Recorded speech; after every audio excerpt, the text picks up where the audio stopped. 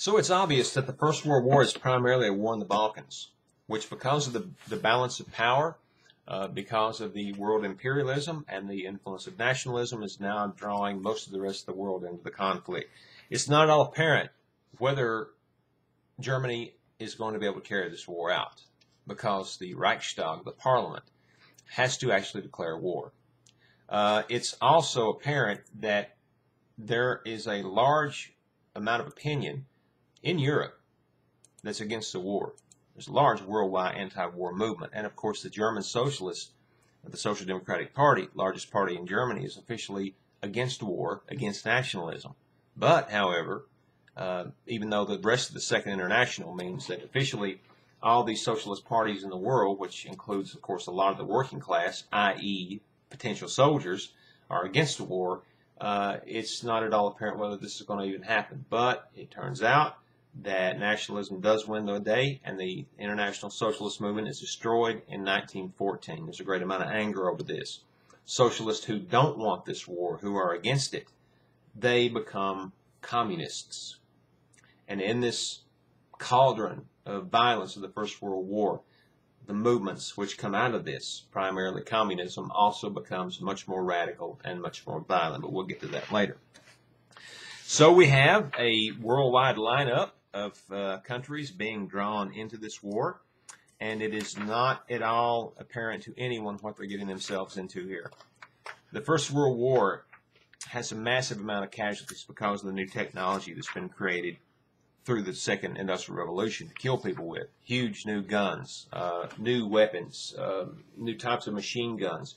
This is the first war in which bombs will be dropped out of airplanes, horrifying everybody because people thought the airplane was something that would bring peace to the world. But now, you know, there are diary descriptions of soldiers on the front lines seeing an airplane going overhead, and all of a sudden the world erupts, and they just cannot.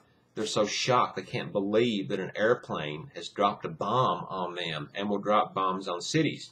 Poison gas is used in this war. Flamethrowers are used for the first time in this war. Submarine warfare. So this is a catastrophic war with a massive amount of casualties.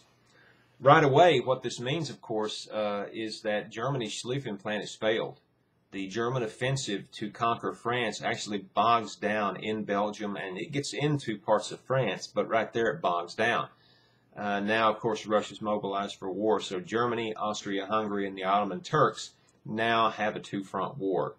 Germany and all the countries are going to have to mobilize everything they possibly can to win this war. Everybody's going to have to do that. This is the first real total war, I would argue, in history. We also see the first atrocities in civilians, because total warfare means that civilians are considered legitimate targets for warfare. In 1915, of course, the Turks slaughter hundreds of thousands of Armenians in the Armenian genocide. This was recently in the news because our American government referred to this as a genocide. The Turks refused to acknowledge that it was a genocide. They tried to explain it away. Just like the Germans tried to explain away the Holocaust against the Jews, the genocide against the Jews in the Second World War. So this kind of genocide, ethnic cleansing, is not unprecedented. It just, of course, it goes much farther in the Second World War, and the war against the Jews is much more comprehensive and organized. But we see civilian casualties, massive amounts. Right away, of course, since this German offensive bogs down on the Western Front, now they have an Eastern Front. It's a two-front war. They're having to fight against Russia, too. This becomes a war of attrition, a trench warfare. A war of attrition is when evenly matched opponents are just grinding away with each other very slowly, not able to overcome the other, to capture their capital or to gain territory. So it bogs down to trench warfare, where these huge armies are dug in trenches and barbed wire around the perimeter, constant artillery shelling each other. Occasionally they'll leap out of the trenches and cut the barbed wire and try to attack, but they don't gain any ground, they don't lose any ground, they just get a bunch of people killed and they get back in the trenches. Again, they're living in these trenches with disease and corpses and casualties piled up around them, and you know, in this terrible, filthy conditions and disease spreading and so forth. It's a terrible war, and none of these powers knew what they were in for. The war is also the first war that sees the use of the tank to try to break the stalemate. For Germany, it's a very difficult war because, of course, the Allies have declared a blockade of Germany, try to starve Germany out. Germany is a country that has almost no natural resources. It has to import a large amount of its food. Now they can't do that. And now the blockade is in place. So German civilians are going to go hungry, and the British and the French and the Russians are specifically doing this to them, which means that now the Germans are going to also carry their warfare to the Allied civilians in the form of U-boat warfare against commerce and passenger ships and so forth. Even though the Germans warn people ahead of time, so they buy ads in the newspapers saying don't sail on these ships in these areas because German U-boats will be there and you'll be subject to attack, people still do get on these ships. And of course in 1915 the British passenger liner Lusitania is torpedoed and sunk with 120-something American civilians on board. Of course, we find out later that the British and American governments were actually deceiving their people, and they were shipping armaments back and forth hidden on on passenger ships. So it got people killed. This is a terrible war with a lot of casualties. Of course, the bombing of the Lusitania, the U-boat warfare, gets America eventually involved into the war, although we do sit it out for the first 3 years of the war. So it's just this unceasing, constant grinding away at each other and huge amount of casualties with all these new weapons and old 19th century military tactics, what gets huge amount of people killed. The dissatisfaction with the war, the horror at the amount of casualties, leads to the Russian Revolution in 1917. The Russian war effort is very badly managed. Russian casualties in huge numbers, pile up. The Russian soldiers are not supplied very well, and so dissatisfaction runs through the ranks. In the world, there is a sort of a new movement towards a radical solution to the end of the war. The dissatisfied socialists who were angry about the Socialist Party's official support of the war, they start to form new movements, which eventually will become new communist parties.